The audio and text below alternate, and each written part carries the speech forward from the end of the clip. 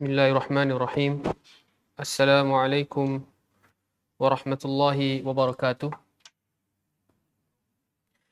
Innal hamdalillah, sesungguhnya segala bentuk kepujian, kemuliaan, kesempurnaan hanya milik Allah. Nahmaduhu wa nasta'inuhu wa nastaghfiruhu wa natubu ilaih.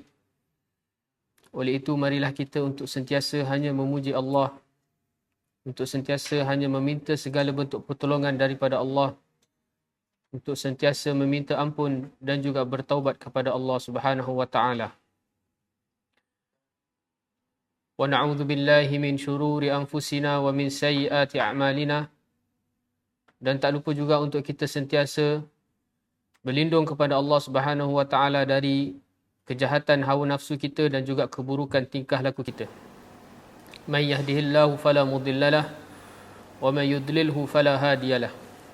Kerana barang siapa yang telah Allah berikan taufik hidayah atas sebab sentiasanya dia meminta perlindungan dari segala bentuk keburukan, maka Allah akan memberinya taufik hidayah. Oleh itu tiada siapa yang mampu untuk memberinya ataupun menyesatkannya. Begitu juga barang siapa yang telah Allah sesatkan atas sebab kurangnya dia meminta pertolongan, kurangnya dia meminta perlindungan dari segala jenis keburukan, maka hidayah tidak sampai kepadanya. Maka barang siapa yang telah Allah sesatkan, tiada siapa yang mampu untuk memberinya taufik hidayah. Asyhadu an la ilaha illallah wahdahu la syarikalah wa asyhadu anna Muhammadan abduhu wa rasuluhu. Aku bersaksi bahawa tiada ilah Tuhan yang berhak disembah dengan benar melainkan Allah semata, tiada sekutu baginya. Dan aku juga bersaksi bahawa Nabi Muhammad sallallahu alaihi wasallam merupakan hamba dan pesuruh Allah. Qala Allah tabaraka wa taala, ya ayyuhalladzina amanu taqullaha haqqa tuqatih wa la tamutunna illa wa antum muslimun. Allah Subhanahu wa taala berfirman mengingatkan kita, wahai orang-orang yang beriman, sentiasalah bertakwa kepada Allah dengan sebenar-benar takwa, menjalankan setiap perintah Allah dan meninggalkan setiap larangan Allah, dan jangan sekali-kali kamu mati melainkan dalam keadaan Islam, iaitu istiqamah sehingga akhir nafas. Wa qala ya ayuhan nas ittaqu rabbakum alladhi khalaqakum min nafsin wahidah wa khalaqa minha zawjaha وَبَثَّ مِنْهُمَا رِجَالًا كَثِيرًا وَنِسَاءً وَاتَّقُوا اللَّهَ الَّذِي تَسَاءَلُونَ بِهِ وَالْأَرْحَامَ إِنَّ اللَّهَ كَانَ عَلَيْكُمْ رَقِيبًا. Dan Allah mengingatkan lagi, wahai sekalian manusia, bertakwalah kepada pencipta kalian, iaitu Allah, yang mana Allah telah menciptakan kalian dari jiwa yang satu, iaitu Adam, dan dari jiwa tersebut diciptakan pasangannya, iaitu Hawa, dan dari keduanya dikembangbiakkan lelaki dan wanita yang ramai. Oleh itu bertakwalah kepada Allah, kerana kepada Allah lah kita saling meminta, dan bertakwalah kepada Allah dalam kita menjalankan hubungan silaturahim sesama kita, kerana ke atas kita Allah Maha mengawasi. Wa qala ya ayyuhalladzina amanu taqullaha wa qulu qawlan sadida yuslih lakum a'malakum wa yaghfir lakum dhunubakum wa man yuti'illaha wa rasulahu faqad faza fawzan 'azima. Allah mengingatkan lagi dalam firman-Nya, wahai orang-orang yang beriman, bertakwalah kepada Allah dan berkatalah dengan perkataan yang benar dalam setiap keadaan. Barang siapa yang melakukan dua perkara ini, pasti nescaya Allah akan mempermudahkan segala urusannya. Allah akan mengampunkan dosa-dosanya. Oleh itu barang siapa yang mentaati Allah dan Rasul, sesungguhnya dia telah menang dengan kemenangan yang besar. Amma ba'd. Fa inna asdaqal hadithi kitabullah wa khairal hadi hadi Muhammad sallallahu alaihi wasallam. Ketahuilah, sebaik-baik perkataan hanyalah perkataan Allah, iaitu Al-Quran. Dan ketahui juga bahawa sebaik-baik petunjuk dalam kita beragama hanyalah petunjuk baginda Nabi Muhammad sallallahu alaihi wasallam. Wa syarrul umuri muhdatsatuha fa inna kulla muhdatsatin fid din bid'ah wa kulla bid'atin dalalah wa kulla dalalatin finnar. Dan ketahui juga bahawa seburuk-buruk perkara dalam agama kita adalah perkara yang diada-adakan tanpa sebarang petunjuk dan dalil. Maka setiap perkara yang diada-adakan, perkara yang baru dalam agama, ia merupakan perkara yang sangat tercela, iaitu perkara bid'ah. Dan setiap perkara bid'ah pasti akan menjerumus pelakunya lambat ataupun cepat kepada kesesatan. Dan setiap kesesatan tempatnya tidak lain tidak bukan adalah di neraka Allah. Alhamdulillah. Alhamdulillahilladzi bi ni'matihi tatimmus salihat. Bersyukur kita kepada Allah Subhanahu wa taala kerana pada pagi Khamis ini Allah masih lagi memberikan kita kesempatan, memberikan kita kesihatan dan juga memberikan kita keinginan untuk menjalankan dan meneruskan salah satu tanggungjawab kita sebagai hamba Allah, iaitu menuntut ilmu syar'i. Dan pembelajaran hadis kita pada pagi hari ini berdasarkan kitab Al-Arba'in An-Nawawiyah, 40 himpunan hadis karya Al-Hafidh Abu Zakaria Yahya bin Sharaf An-Nawawi rahimahullah. Dapat kita teruskan lagi. Walillahil hamd, kita dah selesai sehingga hadis yang ke-11. Dan insya-Allah kita hari ini akan masuk hadis yang ke-12 dari kitab Al-Arba'in An-Nawawiyah. Tapi sebelum kita memasuki hadis yang ke-12, alangkah baiknya untuk kita murajaah apa yang telah kita pelajari pada minggu lepas terkait dengan hadis yang ke-11. Okey, hadis ini dibawakan daripada An Abi Muhammad Al-Hasan bin Ali bin Abi Talib sibti Rasulullah sallallahu alaihi wasallam wa raihanatihi radhiyallahu taala anhuma. Okey, ini kita murajaah hadis yang ke-11. Yang ni hadis yang ke-12.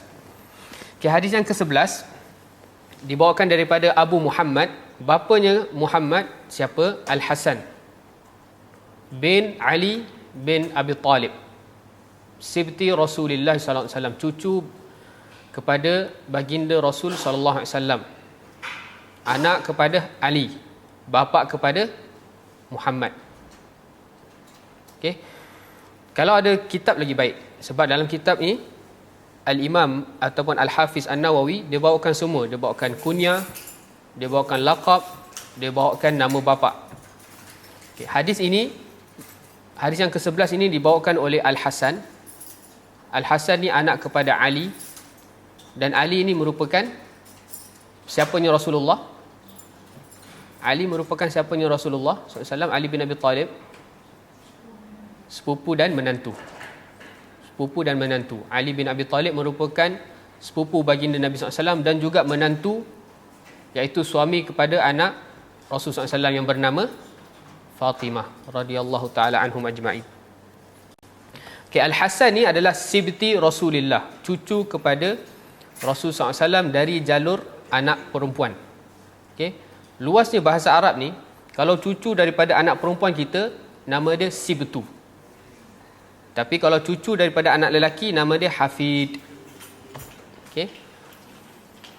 Jadi sibtu ni adalah cucu daripada Fatimah binti Rasulullah SAW wa raihanatihi, dan ini merupakan laqab ataupun gelaran bagi Al-Hasan dan Al-Husain, Raihanah.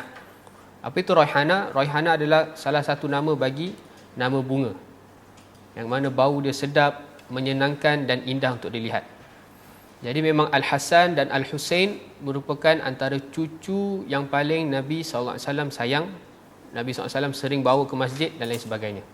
Sebab tu Nabi bagi gelaran mereka berdua adalah Raihanah, benda yang aku suka dan aku suka lihat dan suka bermain dengannya.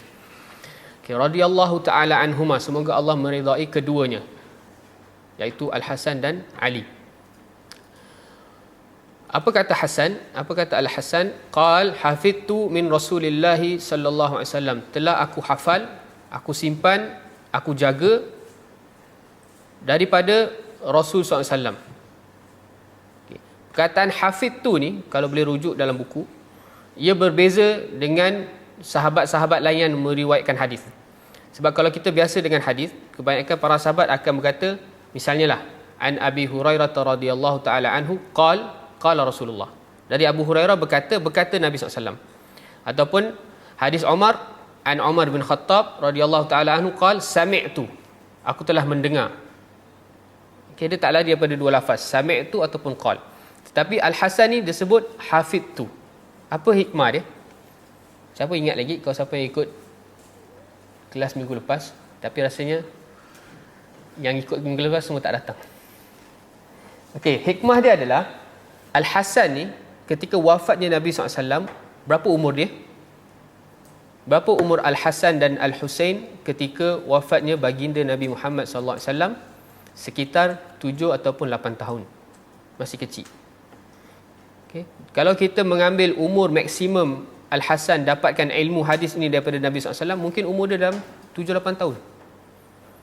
Sebab tu bagi nak mengukuhkan ataupun nak meyakinkan orang yang nak mendengar daripada Hasan hadis ini, sebab orang tahu Hasan ni masih time Nabi hidup, masih kecil, takkan dia tiba-tiba nak riwayat hadis. Jadi nak menunjukkan aku betul-betul hafal walaupun aku time kecil. Aku ingat betul-betul dan aku jadikan pedoman kehidupan. Itu lafaz hafid tu.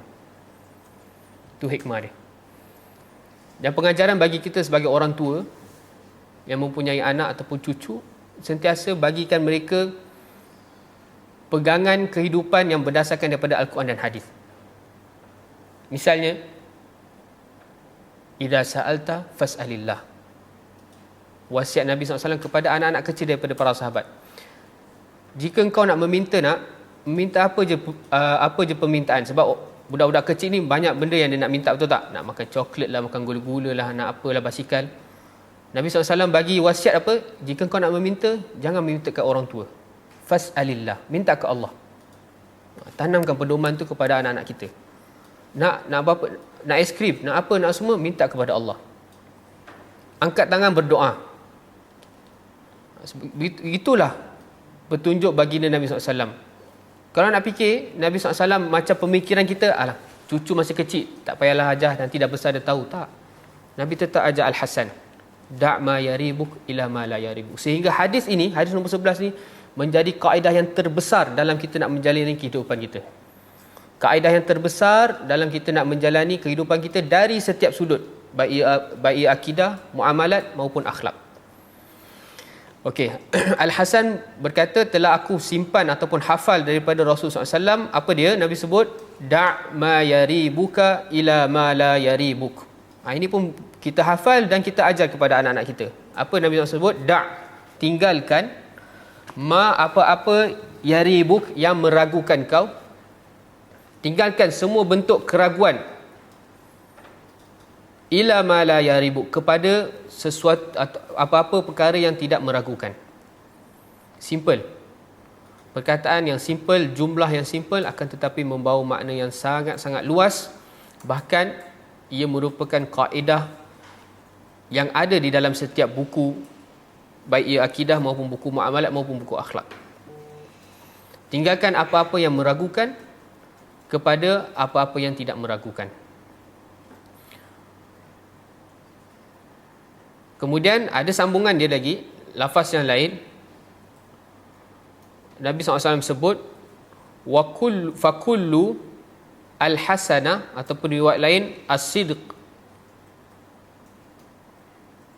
mutmainnah. Sambungan bagi lafaz hadis ini yang tidak dibawakan oleh Al-Hafidh An-Nawawi adalah, maka setiap kebaikan hasanah, dalam riwayat lain setiap kejujuran adalah mutmainnah, ketenangan. Nabi SAW sambung. Nabi sebut, tinggalkan apa yang meragukan kau kepada apa yang tidak meragukan kau. Kerana setiap kebaikan dan kejujuran adalah ketenangan. Wa kullu sayyi'ah, dalam riwayat lain al-kadhib raibah. Dan maka setiap perkara yang buruk, dalam riwayat lain perkara yang dusta, ia adalah perkara yang mendatangkan keraguan. Okey, saya ulang balik dalam bahasa Melayu. Nabi SAW sebut, tinggalkan apa-apa yang meragukan kau kepada apa-apa yang tidak meragukan kau. Kerana setiap ahlan wa sahlan. Tafadhal. Sini ni.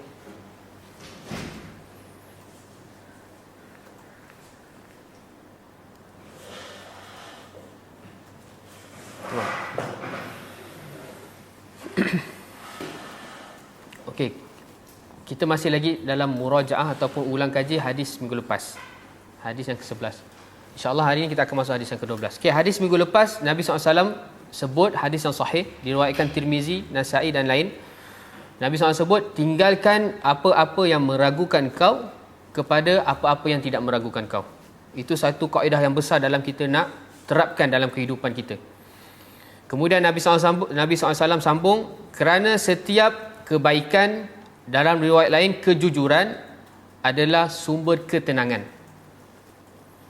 Manakala setiap keburukan, dalam riwayat lain kebohongan, adalah sumber keraguan.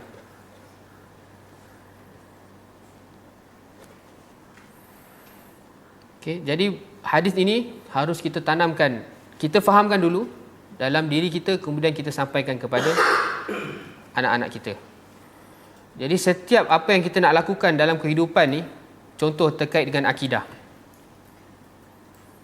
Buktinya zaman sekarang ni macam-macam orang berbicara apa semahunya, betul tak? Ada orang boleh claim sekian dan sekian. Kalau kita nak ikut isu semasa, ada orang boleh claim Allah di mana-mana, Allah tidak bersemayam di atas arsh, Allah sebenarnya menguasai arsh. Dia boleh berkata semahunya dia. Istawa, dia boleh berkata istaulah dan lain sebagainya. Manakala kita sebagai ahlu sunnah wal jamaah pula mengatakan apa yang telah Allah tetapkan dalam Al-Quran. Kerana apa yang Allah kata dalam Al-Quran, itulah sumber kebenaran, sumber kejujuran. Dan itu pasti membawa kepada ketenangan. Dan buktinya, apabila kita betul-betul mengatakan terkait dengan sifat-sifat ataupun nama-nama Allah sebagaimana yang Allah tegaskan dalam Al-Quran ataupun hadis, ia adalah sumber kepada ketenangan, tidak ada sikit keraguan.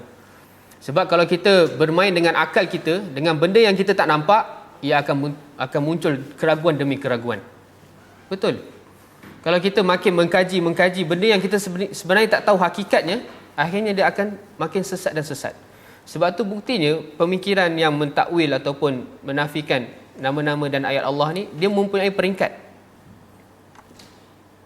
Kan, daripada dia menafikan tempat, akhirnya dia menafikan sifat, akhirnya Jahmiyah ni dia menafikan Allah. Allah tu tak ada. Itulah sumber daripada keraguan. Itu contoh akidah. Manakala muamalat pula,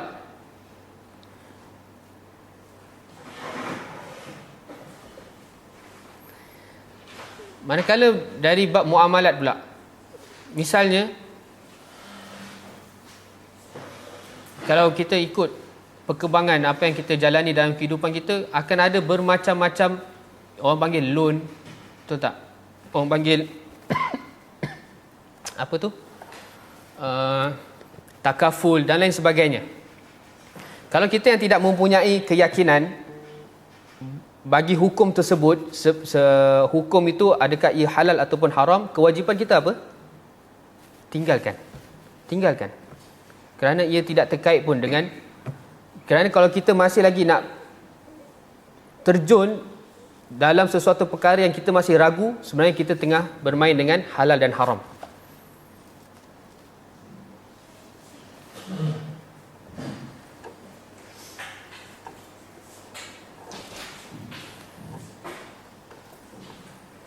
Jadi kaedah ni kaedah yang sangat penting. Apa-apa yang kita ragu, yang kita tidak tahu kepastian ia adalah halal ataupun haram, kewajipan kita adalah tinggalkan serta-merta. Sebab tu dalam hadis Nu'man, hadis yang sebelum daripada hadis ni, Nabi SAW sebut apa? Famanittaqa syubahat faqad istabra'a li dinihi wa 'irdihi. Nabi sebut sesungguhnya halal dah jelas, sebagaimana jelasnya air putih yang halal, dan haram juga dah jelas, sebagaimana jelasnya keharaman khamar. Akan tetapi di antara keduanya, halal dan haram ni, ada perkara-perkara yang mushtabihat, yang samar, yang kita tidak tahu dia halal ke haram. Sebab apa? Sebab kita bukan ulama. Sebab tu Nabi sebut la ya'lamuhunna katsirun minan nas, tidak tahu hukum secara pasti benda-benda yang samar ni kecuali segelintir daripada manusia, iaitu para ulama. Jadi Nabi bagi kita jalan keluar. Sebelum kita berjumpa dengan ulama, kita nak tanya hukum ni halal atau haram, apa yang kita kena buat? Famanittaqa syubhat faqad istabra li dinihi wa irdi. Barang siapa yang menjauhi, meninggalkan benda-benda yang syubhat, yang samar, yang dia tak tahu itu halal ataupun haram, sesungguhnya dia telah jaga dua maruah. Maruah agama dia dan maruah diri dia. Maksudnya dia jaga maruah agama dia apa? Dia tak tahu lagi halal ataupun haram. Kalau dia tak buat, dia tak dapat apa-apa. Tapi kalau dia tetap buat, walaupun benda tu samar, kemungkinan benda tu adalah haram, akhirnya dia terjerumus benda yang haram. Maka maruah agama dia telah tergadai dengan benda yang hanya samar-samar. Manakala maruah diri dia akan tergadai apabila dia masuk benda syubhat ni adalah, mungkin di sisi mata dia tak tahu secara tepat hukum ni haram ataupun halal. Akhirnya dia buat. Tetapi mungkin di sisi mata jiran dia ataupun orang sekeliling dia dah tahu, ini sebenarnya dah haram. Kenapa dia tetap buat? Akhirnya dia telah mencalar maruah dia dengan melakukan benda yang haram. Jadi jangan kita ambil remeh benda yang kita anggap, tak apa benda ni khilaf, tak apa benda ni belum ada kata putus lagi, haram-haram, kita buat je. Jangan. Kita dah menyalahi kaedah yang diberikan oleh Nabi SAW, da' ma yaribuk ila ma la yaribuk. Tinggalkan apa-apa yang meragukan kepada apa-apa yang tidak meragukan. Dan perkara yang tidak meragukan itu berjuta-juta. Betul tak? Benda selain muamalah ni, selain riba tu lebih banyak lagi daripada kita nak terjerumus dengan perkara riba. Betul Afiq? Rindu dengan Afiq. Okey, jadi itulah kesimpulan hadis yang ke-11. Hadis yang ke-11 ini merupakan kaedah yang terbesar dalam kita nak menjalankan kehidupan kita. Okey. Dan insya-Allah kita ambil pengajaran hadis yang ke-11 sebelum kita masuk pembelajaran hadis yang ke-12. Pengajaran hadis yang ke-11 dari sabda Nabi SAW, da' ma yaribuk ila ma la yaribuk. Tinggalkan apa-apa yang meragukan kepada apa-apa yang tidak meragukan. Okey. Pengajaran yang pertama, kewajipan ke atas setiap Muslim untuk meninggalkan apa-apa yang meragukan dalam setiap urusan kehidupan. Apatah lagi bila ia terkait dengan urusan agama.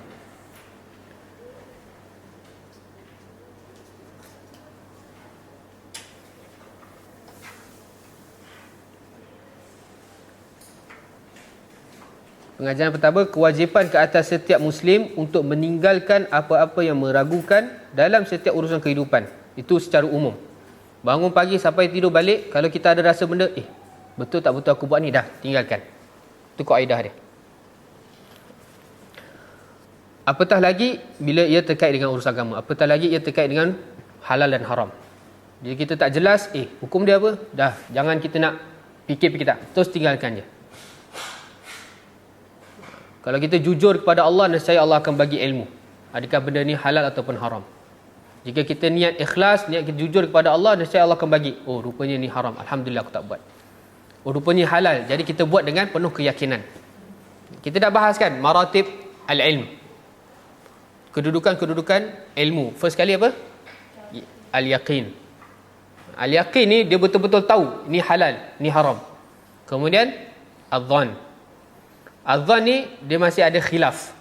Ada orang kata ni halal, ada orang kata ni haram, dan masing-masing ada dalil. Itu dhann. Asyak, yang ke bawah dia adalah asyak. Asyak ni adalah kata sama daripada al-raib. Da' ma yaribuk. Yakni da' ma yashuk. Tinggalkan apa-apa yang ragu. Dan syak ni dia macam zon, tapi zon dia ada benda yang rajih. Benda yang boleh dipilih. Tetapi kalau syak dia ada dua perkara, tapi kita tak boleh pilih dua-duanya. Betul ke tak betul? Itu syak lah. Tapi kalau betul tak betul, aku rasa dia betul. Itu zon. Tapi kalau yakin, ni betul. Okey. Jadi bila martabat syak je, terus kita tinggalkan. Baik. Okey. Pengajaran yang kedua, berpegang teguh dengan perkara-perkara yang dilandasi dengan keyakinan. Pengajaran yang kedua adalah berpegang teguh dengan perkara-perkara yang dilandasi dengan keyakinan. dan setiap keyakinan wajib didasari dengan bukti dan dalil.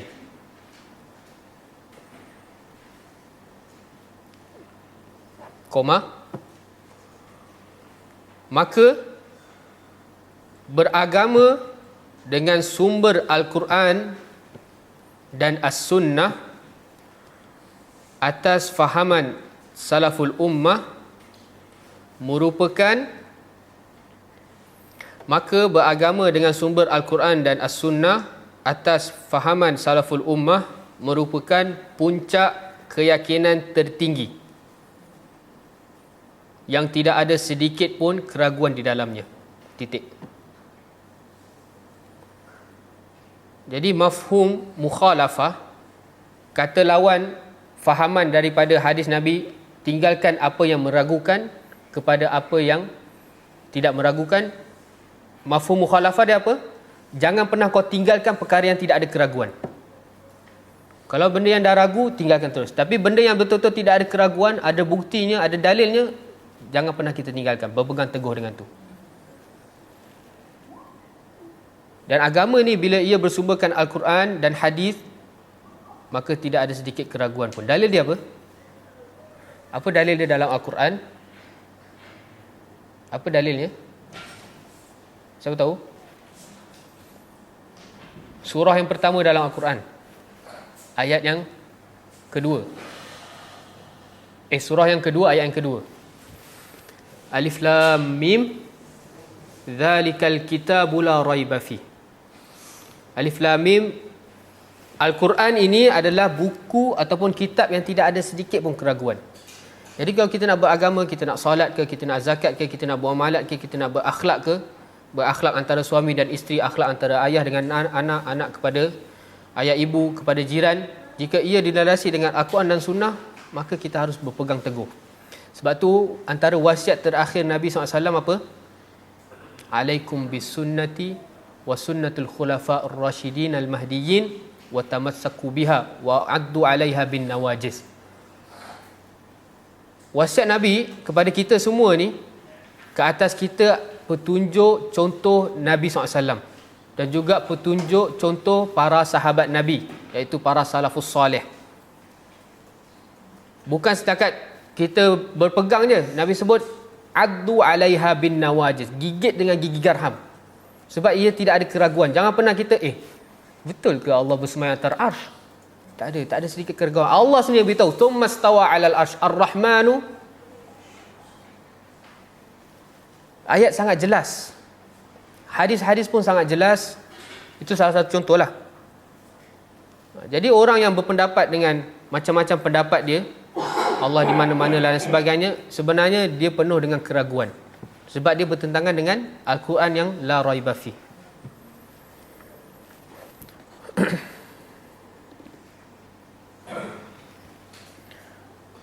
Okey, jadi pengajaran yang terakhir, kebaikan dan kejujuran adalah punca ketenangan dan keamanan dalam hidup. Itu kaedah yang sangat harus kita faham dan sampaikan kepada anak-anak kita. Setiap kebaikan, setiap kejujuran, walaupun awalnya pahit, ia adalah sumber ketenangan dalam hidup. Sebab tu Allah SWT berfirman apa dalam salah satu ayat yang sentiasa Nabi ulang dan ulang ketika sebelum Nabi mulakan kelas, apa?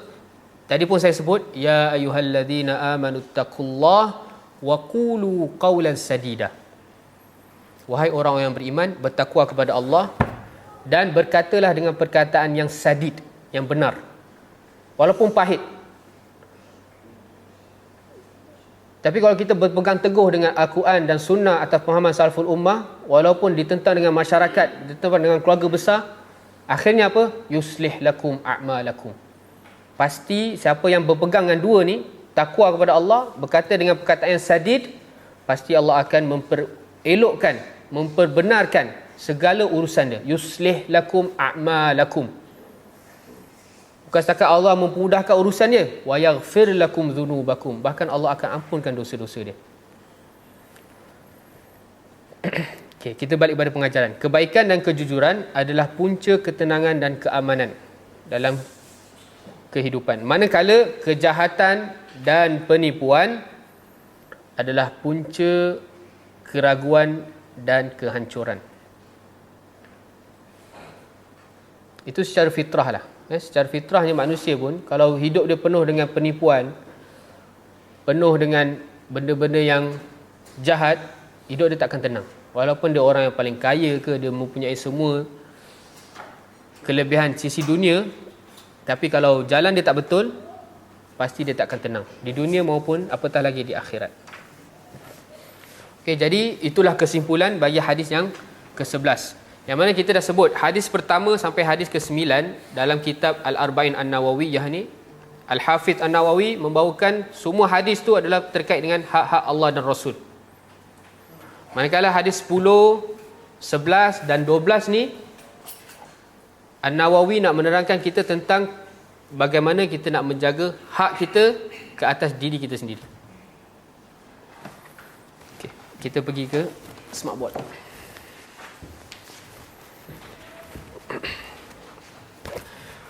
Okey, jadi hari ini kita akan memasuki hadis yang ke-12 dari kitab Al-Arba'in An-Nawawiyah.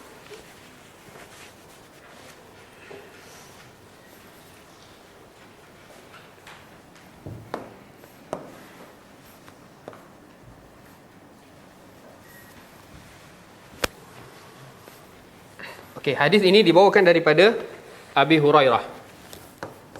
An Abi Hurairah radhiyallahu taala anhu. Jadi Abu Hurairah merupakan salah satu sahabat Nabi SAW.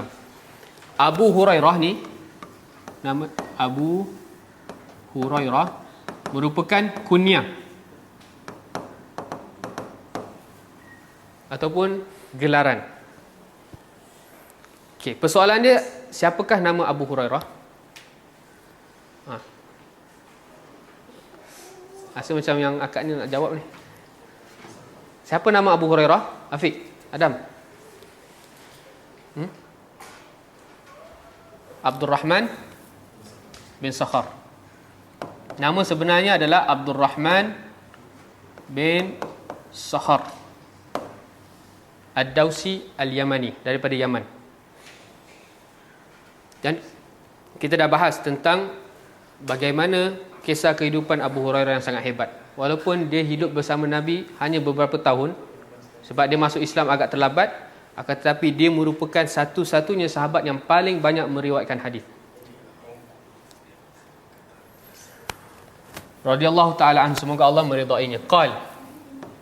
Berkata, Abu Hurairah berkata, Qala Rasulullah sallallahu alaihi wasallam. Telah berkata Rasulullah sallallahu alaihi wasallam. Ni selawat ke tak selawat ni? Selawat dalam hati ke memang tak selawat? Selawat dalam hati okeylah juga. Kalau boleh selawat dengan lisan. Sallallahu alaihi wasallam. Kita telah berkata Nabi SAW.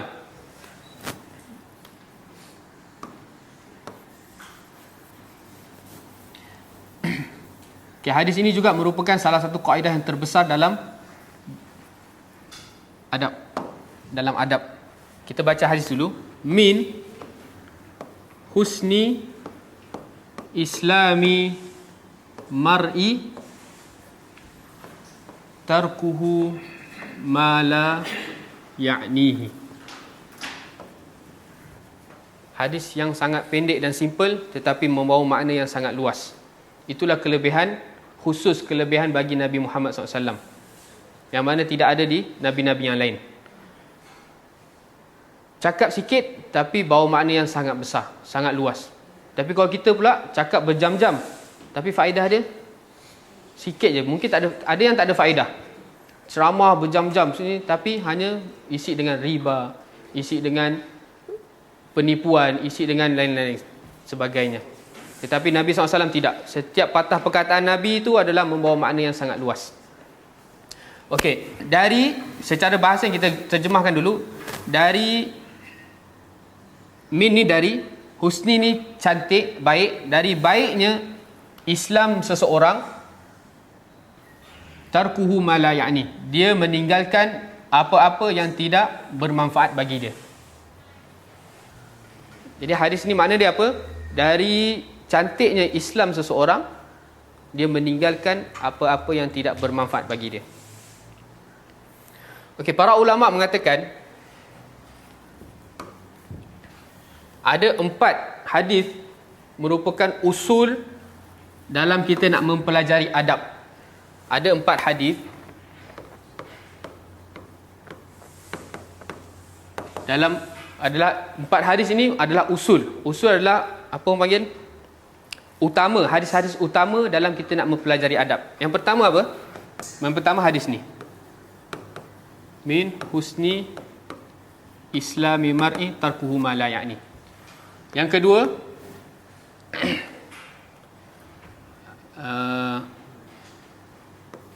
hadis man kana yu'minu billahi wal yaumil akhir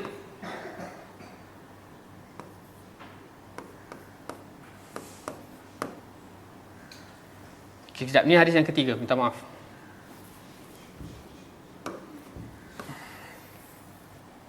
Ni hadis yang ketiga. Hadis yang kedua, la yu'minu ahadukum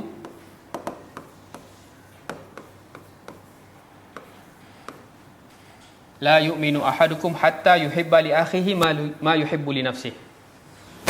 Hatta yuhibba li akhihi ma yuhibbu li nafsihi. Empat usul kaedah, empat usul hadis dalam kita nak mempelajari adab adalah, yang pertama, dari cantiknya Islam seseorang, dia meninggalkan apa-apa yang tidak manfaat bagi dia. Yang kedua, tidak beriman seseorang daripada kalian sehingga dia mencintai sahabat saudara dia sebagaimana dia mencintai diri dia sendiri. Yang ketiga, barang siapa yang beriman kepada Allah dan hari akhirat, falyakul khairan aw liyasmut.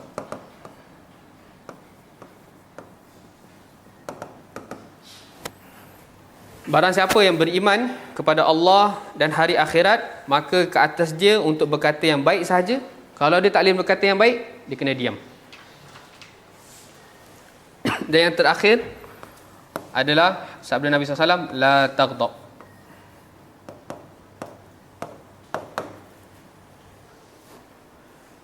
La taghdab. Jangan marah. Ada salah seorang sahabat datang kepada Nabi SAW, wahai Nabi, aku minta wasiat kepada engkau. Terus Nabi sebut, la taghdab, jangan kau marah. Lepas tu Nabi, la taghdab. Lepas tu Nabi, la taghdab. Itu je Nabi bagi, la taghdab, la taghdab. Dan hadis riwayat lain, la taghdab walakal jannah. Jangan kau marah, maka bagi engkau syurga Allah. Okey, kalau kita tengok satu-satu ni, kenapa para ulama meletakkan 4 hadis ni adalah usul dalam adab ataupun akhlak? Yang pertama sekali, dari cantiknya Islam seseorang, dia meninggalkan apa-apa yang tidak manfaat bagi dia. Bagi diri dia sendiri yang dia anggap tidak bermanfaat pun dia tinggalkan, apatah lagi urusan orang. Dia tak akan masuk dalam urusan orang yang tidak bermanfaat bagi dia. Betul tak? Kalau zaman kita sekarang ni, sampai dah ada gelaran makcik bawang. Itu hasil daripada apa? Sebab makcik-makcik bawang tu tak baca hadis ni.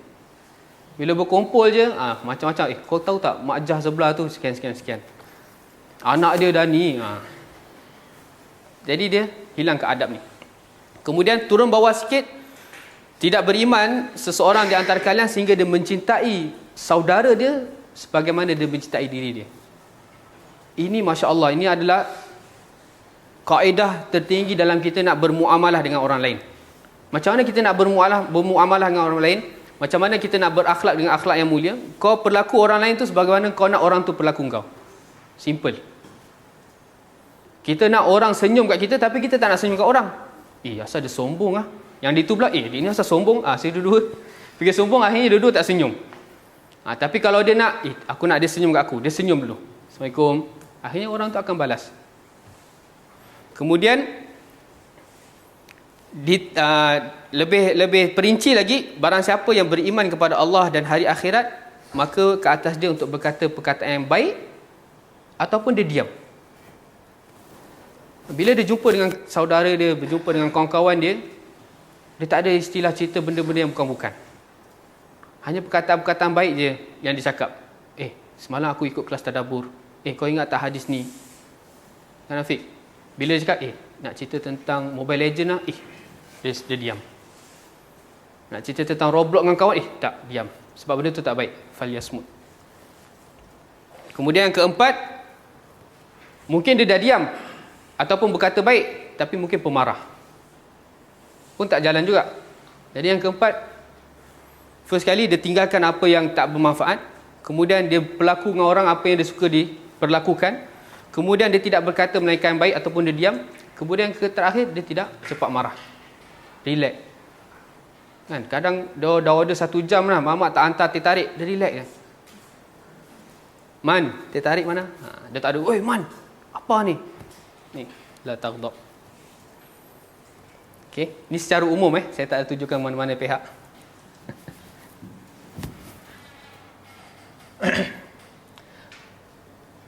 Okey, jadi kaedah ni ataupun hadis ini merupakan hadis yang sangat penting untuk kita hafal, kita faham dan kita amalkan dalam kehidupan kita. Okey, kita bahas secara detail. Min di sini, dari. Min di sini adalah min tab'idiyah.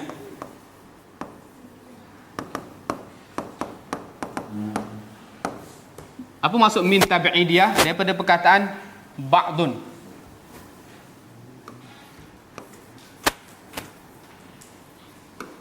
Ba'dun.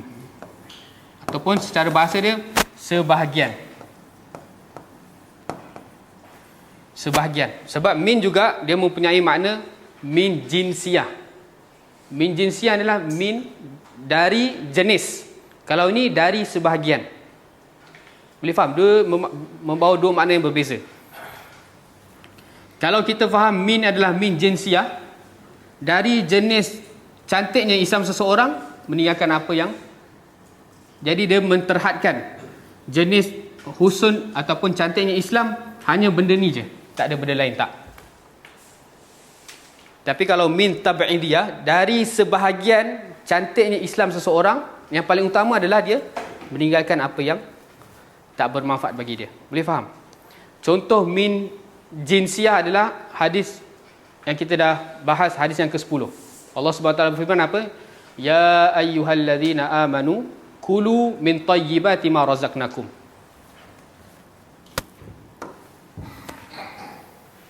Okey, contoh min jinsiyah adalah firman Allah,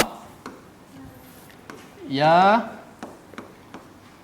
ayyuhalladzina amanu kulu min, ni perkataan min tayyibat ma razaqnakum. Min di sini bukan min tab'idiyah, bukan min sebahagian, tapi min jenis. Wahai orang yang beriman, makanlah dari jenis yang baik, bukan dari sebahagian yang baik. Jadi kita kalau dari sebahagian, kita boleh makan sebahagian yang baik, yang sebahagian lagi tak boleh makan. Tak, salah. Min di sini adalah min jinsiyah, min jenis.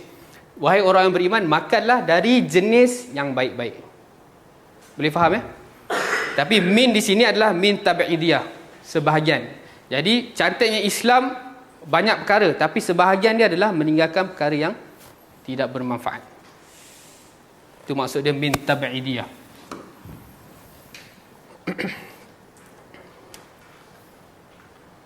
Okey.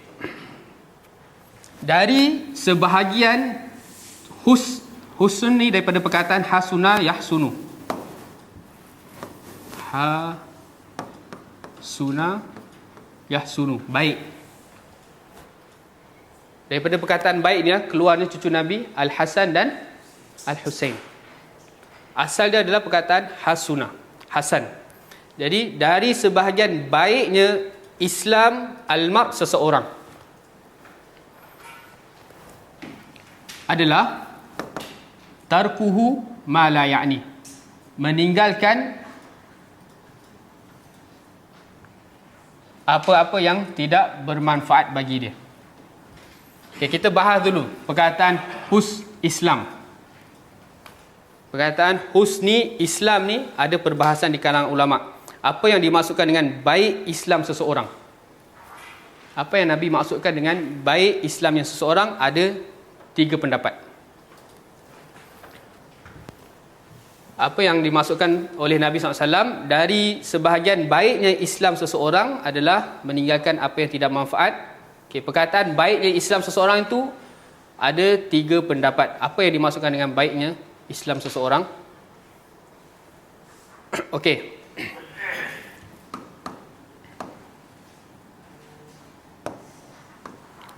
Okay, yang pertama, maksud Nabi SAW baiknya Islam seseorang adalah an ya'tiyal abdu bil wajibati wa an yantahiyal anil muharramati. Pendapat yang pertama, ulama sebut baiknya Islam seseorang adalah seseorang hamba melakukan setiap yang diwajibkan dan meninggalkan setiap yang diharamkan. Dia buat yang wajib, dia tinggalkan yang haram, okey. Dia dah menjadi seseorang Islam yang baik. Dia tak melakukan sunat, tak apa, dia tetap Islam yang baik. Dia tak meninggalkan benda-benda yang makruh, tak apa, dia tetap adalah Islam yang baik. Okey, itu pendapat yang pertama. Pendapat yang kedua pula, an yakunal abdu ala ratbati ihsan fil ibadah. Pendapat yang kedua ulama pula juga, maksud Nabi SAW dari baiknya Islam seseorang, baik itu, husni itu, maksud dia apa? Adalah seseorang hamba berada di martabat ihsan. Seseorang hamba, dia berada di dalam martabat ihsan dalam ibadah, baru dia lah orang yang baik dalam agama dia.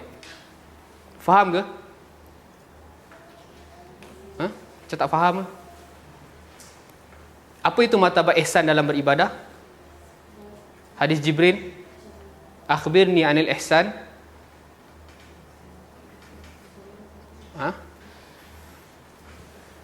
Hadis Jibril, first kali Jibril tanya Nabi, akhbirni anil Islam. Nabi sebut rukun Islam.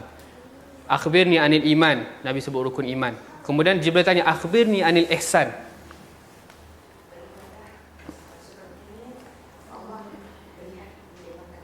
Beribadah sepertinya Allah melihat kamu. Itu martabat yang kedua. Martabat yang pertama, an ta'budallaha ka'annaka tarah. Engkau beribadah kepada Allah seakan-akan kau melihat Allah. Itu darjat yang paling tertinggi, darjat musyahadah. Kalau tak mampu, fa illam takun tara fa innahu yara. Jika engkau tak mampu untuk menghadirkan perasaan melihat Allah, ketahuilah sesungguhnya Allah melihat engkau. Itu level yang ke bawah sikit, al-muraqabah. Jadi ulama yang berpendapat hadis ini baiknya Islam seseorang akan tercapai jika dia sampai tahap al-ihsan. Bila dia sampai dia masih tahap muslim ataupun mukmin, dia belum baik lagi agama dia. Boleh faham? Okey, pendapat yang ketiga pula, dan ia merupakan pendapat yang lebih rajih, adalah inna ihsanal Islam laisa martabatun wahidah.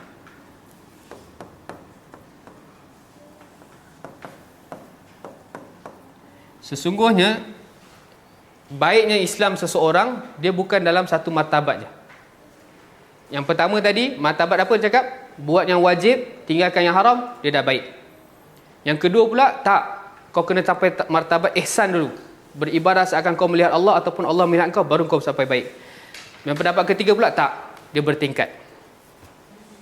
Islamnya, baiknya seseorang Islam tu dia bertingkat. Balil insan mukhtalifuna fiha. Bahkan setiap insan dia berbeza dalam martabat ihsan dia masing-masing.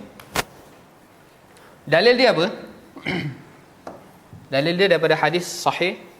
Nabi SAW sebut, hadis riwayat Bukhari,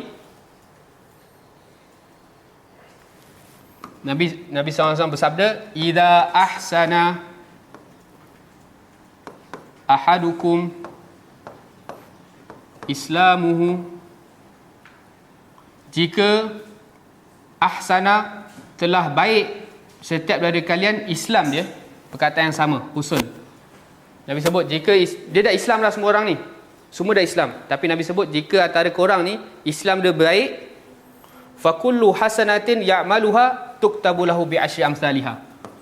Fakullu hasanatin ya'maluha tuktabu lahu bi asyri amsalihha.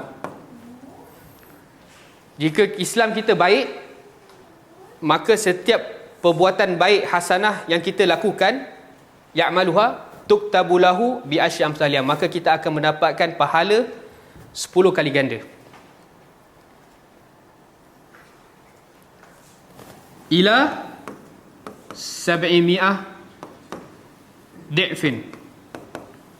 10 kali ganda, ada orang sampai 700 kali ganda. Jadi dia bertingkat. Jika dah Islamnya seseorang, kemudian dia melakukan benda yang baik, dia memperelokkan agama dia, maka setiap orang dia akan dapat level yang berbeza dalam pahala. Ada orang dapat 10, ada orang dapat 20, ada orang lagi betul-betul dia baik dalam Islam dia sampai dapat 700.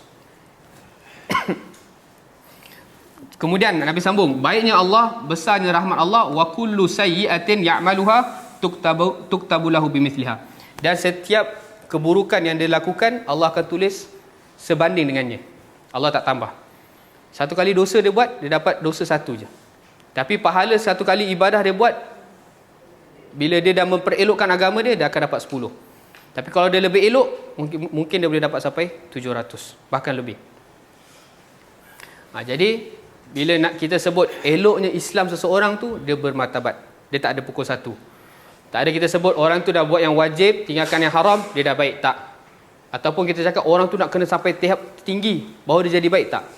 Dia bila dia Islam dan dia baik, maka dia akan bertingkat pahala dia, tingkatan dia di sisi Allah. Okay, dalil daripada Al-Quran pula yang mengatakan bahawa baiknya Islam seseorang tu bertahap atau bertingkat adalah dalam surah Fatir ayat 32. Boleh buka surah Fatir ayat 32. Allah Subhanahu wa taala berfirman, "Thumma awrathna al-kitaba alladhina istafaina min ibadina faminhum zalimun li nafsihi wa minhum muqtasid wa minhum sabiqul bi khairat bi idznillah." Jadi dia ada 3 kategori. Setelah Allah menerangkan, Allah turunkan Al-Quran kepada para anbiya, kemudian Al-Quran itu ataupun kitab yang menjadi pedoman kehidupan, Allah wariskan kepada orang-orang yang Allah pilih. Summa awrathna, kemudian kami wariskan Al-Kitab iaitu Al-Quran kepada siapa? Alladzina istafaina min ibadina, kepada orang-orang yang kami pilih daripada hamba-hamba kami. Betul ke? Allah cakap Al-Quran ni Allah wariskan kepada hamba yang Allah pilih saja, bukan semua. Betul ke tak betul? Betul ke? Tapi setiap masjid, setiap rumah orang Islam sekarang semua ada masjid, ada Al-Quran.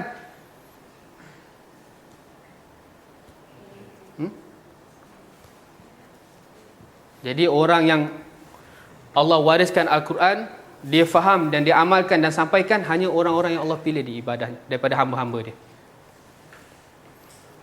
Sebab apa? Sebab hamba Allah ni ada 3 golongan. Faminhum zalimun li nafsi, ni yang pertama.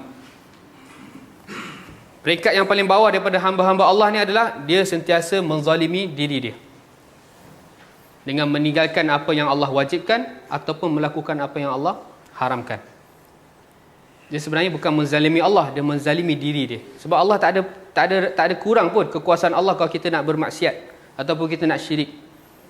Kalau satu dunia ni semua syirikkan Allah, kekuasaan Allah tetap sebagaimana kekuasaan Allah sekarang. Kalau satu dunia ni semua mentauhidkan Allah, ia tidak bertambah pun kekuasaan Allah. Jadi apa yang kita buat dosa tu, sebenarnya kita telah menzalimi diri kita sendiri. Okay, itu peringkat yang paling bawah sekali. Hamba yang masih beriman tetapi masih lagi melakukan benda yang haram ataupun meninggalkan benda yang wajib.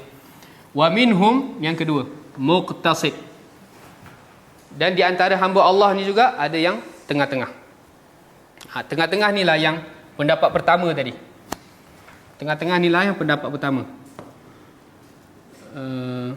Fi'lul wajibat,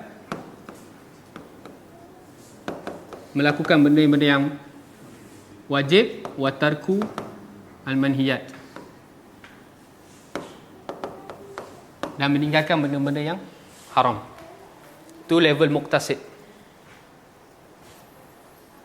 Tapi level dah okey tu. Orang yang Allah haramkan dia tinggalkan. Tapi yang Allah wajibkan dia buat. Dah okey belum? Dah okey ke belum? Belum lagi, sebab ada ni nombor 3 ni. Wa minhum sabiqul bi khairat. Dan di antara hamba aku yang paling sempurna keimanan Islam dia adalah sentiasa berlomba-lomba dalam kebaikan. Contoh dia apa? Allah dah mewajibkan solat. Kalau level zalimul li nafsi, dia tinggalkan solat. Dia lambatkan solat. Kalau level muqtasid, dia pergi solat dekat masjid. Kalau level sabiqum bi khairat, sebelum azan dia dah dekat masjid. Dia solat sunat. Okey. Jadi setiap hamba tu, baiknya Islam hamba tu dia berperingkat. Begitu juga dikuatkan lagi dengan pendapat Ibnu Umar. Ibnu Umar berkata, qala Ibnu Umar radhiyallahu taala anhu fi qoulihi taala, Ibnu Umar memberi komentar ataupun berkata dalam firman Allah, man jaa bil hasanati falahu asyru amsalihha. Barang siapa yang melakukan hasanat, maka bagi dia 10 lipat kali ganda. Ibnu Umar cakap apa? Innal hasanat bi asyri amsalihha li a'rabil mu'minin. Ganjaran yang Allah sebut dalam ayat ini, barang siapa yang melakukan hasanah, maka dia dapat 10 lipat kali ganda. Itu untuk level yang paling bawah sekali, a'rabil mu'minin, orang-orang badui. Yang mana kita tahu orang-orang badui ni orang-orang yang jauh daripada ilmu, tapi dia beriman. Jadi sebenarnya rahmat Allah ni dah dapat 10 lipat kali ganda, tapi itu hanya level-level bawah dia. Manakala level kita ataupun level orang yang menuntut ilmu, amma man ahsana islamahu, manakala barang siapa yang baik Islam dia, fa inna lahu ma huwa azam, maka bagi dia lah yang lebih besar daripada 10 lipat kali ganda. Seperti firman Allah dalam surah An-Nisa ayat 40, wa in taku hasanatan yudha'ifha, jika ia adalah benda yang baik, maka Allah akan lipat ganda-ganda. Allah tak beritahu 10 ke berapa. Jadi dia jadi umum. Wa yu'ti min ladunhu ajran azima, bahkan Allah akan memberikan di sisi Allah pahala yang sangat besar. Okey, jadi min husni islamil mar'i, cantik ataupun baiknya Islam seseorang itu dia bertingkat.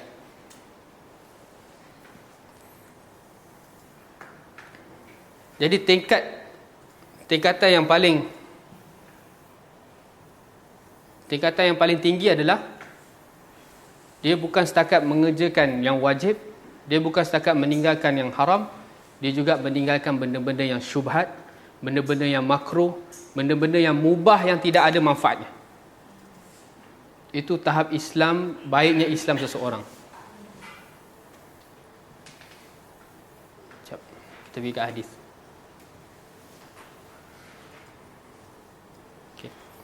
Jadi bila kita tahu baiknya Islam seseorang ni, husni Islam ni bertingkat, jadi hadis ini nak menerangkan tentang tingkat yang tertinggi, iaitu tarkuhu, dia meninggalkan apa-apa yang tidak manfaat bagi dia.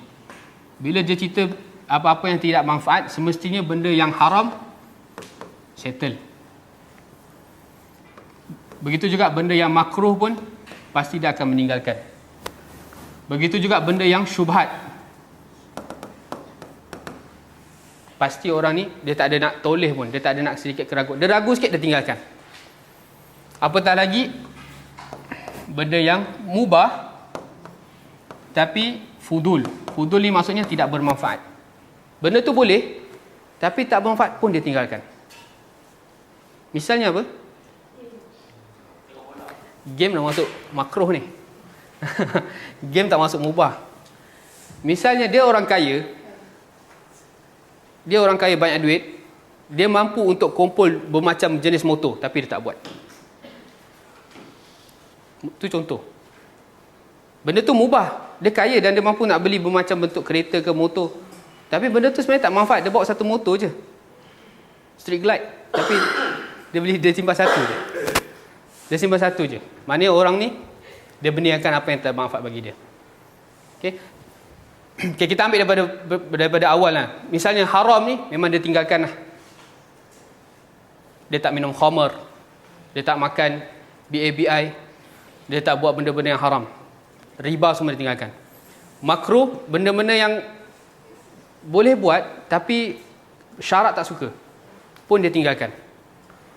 Benda-benda syubhat pun dia tinggalkan. Loan ke, yang ada unsur-unsur riba ke, rokok ke.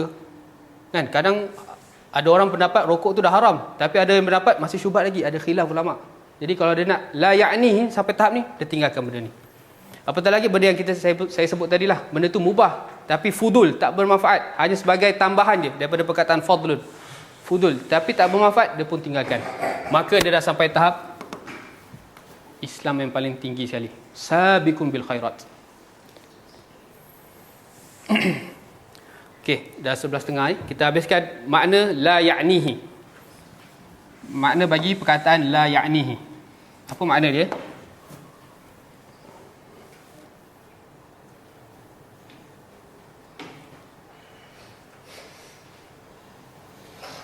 Okey, kat sini juga maulid masuk kat mana ni? La ya'nihi.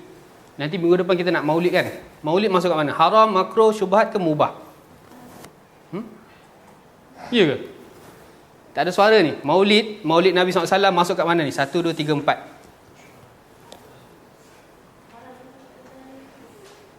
Haram ke? Ada seorang cakap haram lagi, ada pendapat lain mubah. Ada beberapa mubah. Mubah lah. Tapi mubah ni bermanfaat ke tak bermanfaat?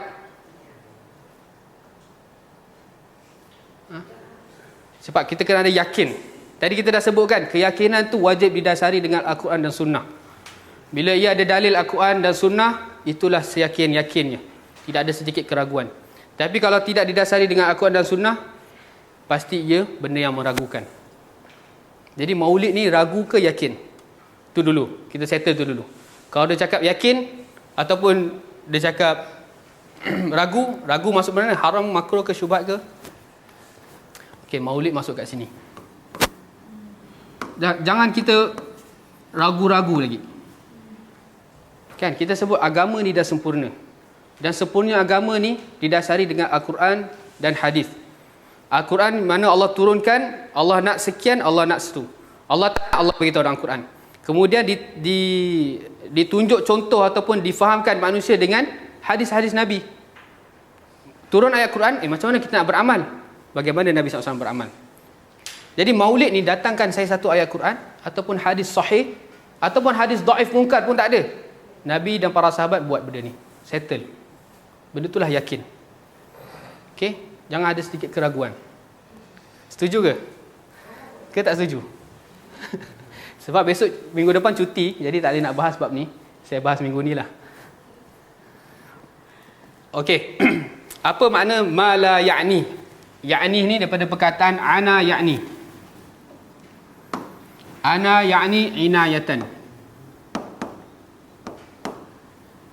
Jadi inayatan ataupun al-inayatu dalam bahasa Arab bermaksud syiddatul ihtimam bisyai'. Bila sebut benda inayah ni adalah perkara yang kita betul-betul ambil tahu.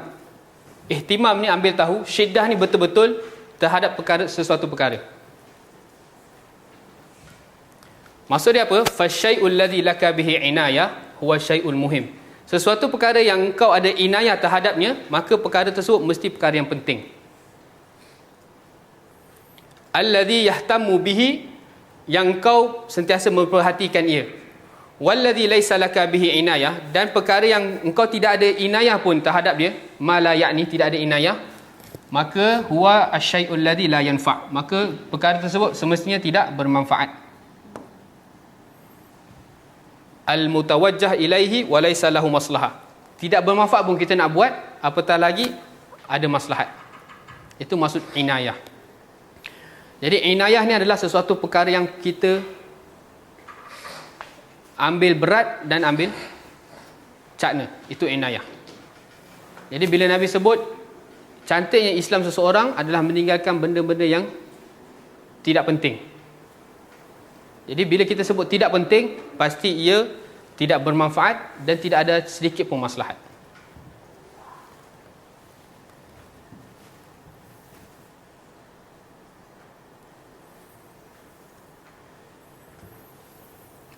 Okey, jadi apa maksud Nabi SAW la ya'nihi adalah ma la yahummuhu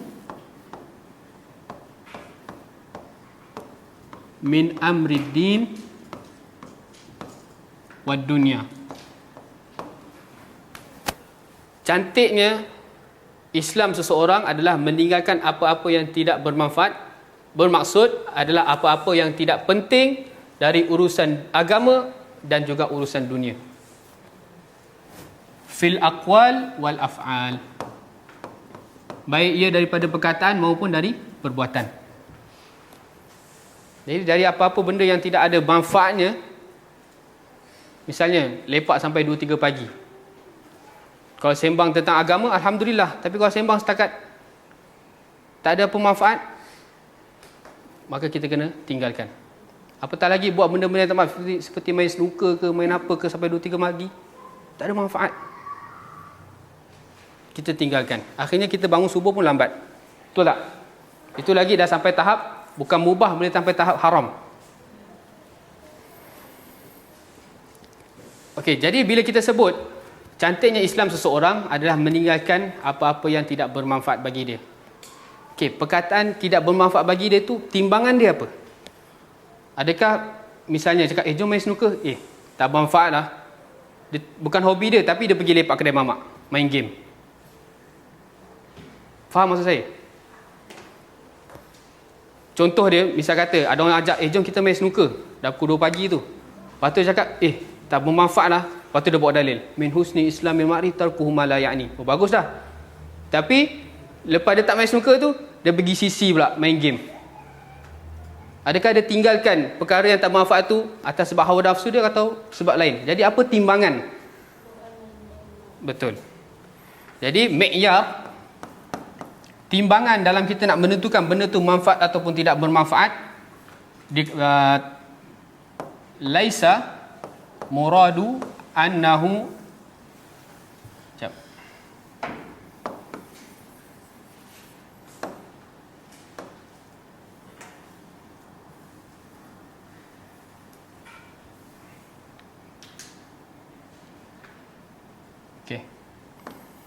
timbangan bagi perkara yang tidak bermanfaat bukan yang Nabi mahukan,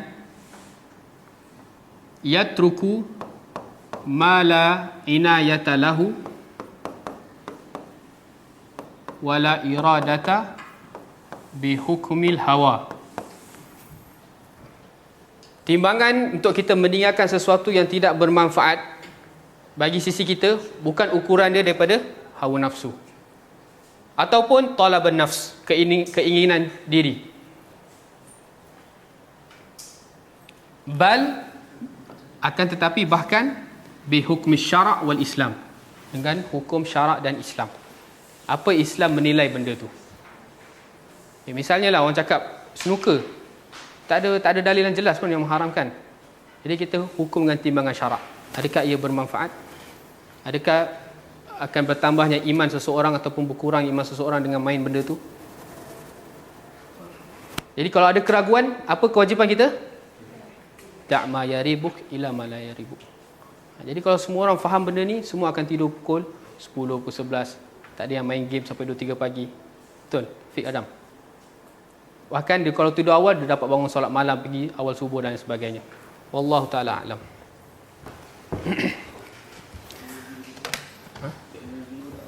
Sama juga.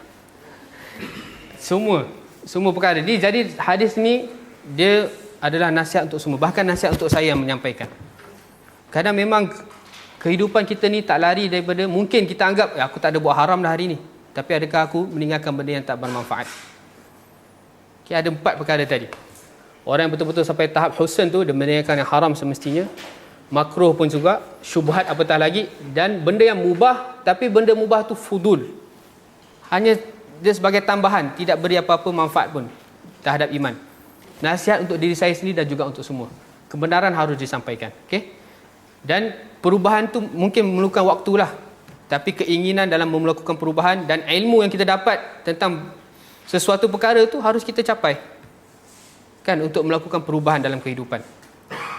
Okey, jadi hadis 10, 11 dan 12 merupakan usul hadis dalam kita nak berinteraksi dengan diri kita sendiri. First kali apa? Innallaha ta'ala tayyibun la yaqbalu illa tayyiban. Allah hanya menerima yang baik saja. Jadi jangan pernah kita melakukan benda-benda yang haram, apatah lagi benda-benda yang syubhat terkait dengan masalah makan minum ataupun rezeki. Okay, hadis sangat jelas, hadis nombor 10. Bahkan orang yang dah bermusafir jauh, bahkan dia pergi berjihad, dia menadah tangan, keadaan dia kusuk masai, dia berdoa, ya Tuhanku, ya Tuhanku, tetapi makanan dia haram, pakaian dia haram, minuman dia haram, dia dikenyangkan dengan benda-benda yang haram. Macam mana Allah nak terima doa dia? Itu yang pertama. Yang kedua, lebih tinggi sikit lagi, da' ma yaribuk ila ma la yaribuk. Mungkin haram kita yakin dah haram, kita tinggalkan, tapi benda syubhat ni, dapat kita masuk duit kat sini, dapat pulangan baik ni, banyak ni, tapi dia melabur kat benda apa ragu, dah tinggalkan. Okey, maknanya hadis yang ke-11 ni merupakan usul juga dalam kita mencapai sifat wara'. Okey, kemudian ditutupi dengan hadis ini. Dan hadis ini merupakan dia ambil 2 sisi. Sisi bagaimana kita nak berinteraksi dengan diri kita sendiri, dan juga sisi bagaimana kita nak berinteraksi dengan orang lain. Akhlak dengan diri sendiri dan akhlak dengan orang lain. Hadis ini mencakupi 2 sisi itu. Sebab tu selepas hadis ini, terus kita dah masuk akhlak dengan orang lain. Dia bukan dengan diri sendiri dah. Itu bijaknya Al-Hafiz An-Nawawi dalam meletakkan hadis dia. Maksudnya hadis ni apa? Untuk sisi kita adalah apa-apa yang tidak bermanfaat, tinggalkan. Maupun ia mubah ke, apatah lagi benda yang haram. Dan apa-apa yang tidak bermanfaat bagi orang lain, urusan orang lain, jangan kita nak masuk-masuk. Budak tu macam mana? Makcik tu tu yang lahirnya grup makcik-makcik bawang, sebab dia tak belajar hadis ni. Ada apa pertanyaan? Tak ada ya? Fadhal.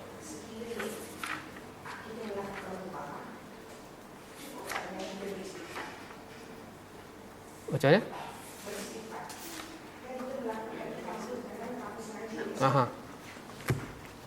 Cukupkan kita hanya beristighfar. Istighfar ni bukan setakat mubah, yang haram, yang kufur pun kita istighfar, kita diampunkan. Istighfar ni kita meminta ampun kepada Al-Ghaffar, At-Tawwab. Bukan setakat kita anggap kita buat benda mubah ni istighfar boleh ke? Tak. Kita buat benda yang betul-betul jelas haram, kalau kita bertaubat dengan taubat nasuha, pasti Allah terima. Apatah lagi benda yang mubah fudul, mubah yang berlebihan, yang tidak ada manfaat, yang sebenarnya asal dia pun tak berdosa. Benda mubah ni tak berdosa.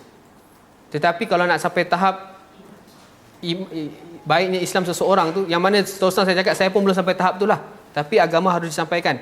Sampai tahap ni, kita kena tinggalkan benda-benda yang fudul, bercakap benda-benda yang tidak patut kita cakap, kan? Kalau kita betul-betul amalkan ni, indahnya Islam di mata orang, betul tak? Tidak ada lagi politician yang cakap bukan-bukan, dia hanya buat kerja, dia hanya menyampaikan nasihat, betul tak? Tentang politician lain dia tak ambil tahu, sebab la ya'ni, tidak manfaat bagi dia. Tapi memanglah kita nak dapat syurga Firdaus, nak sampai tahap yang tertinggi, susah, berat, walaupun orang yang sampaikan ni, kan? Tapi kita berdoa, sentiasa berdoa kepada Allah, ya muqallibal qulub tsabbit qulubana ala dinik. Ya Allah, semoga yang membolak-balikkan hati, tetapkanlah hati kita dalam agama Allah. Wallahu taala alam. Kita tutup dengan tasbih kafarah. Subhanakallahumma wa bihamdik asyhadu an la ilaha illa ant astaghfiruka wa atubu ilaik. Assalamualaikum warahmatullahi wabarakatuh. كتاب الله ترق جنانه وتنى العظيم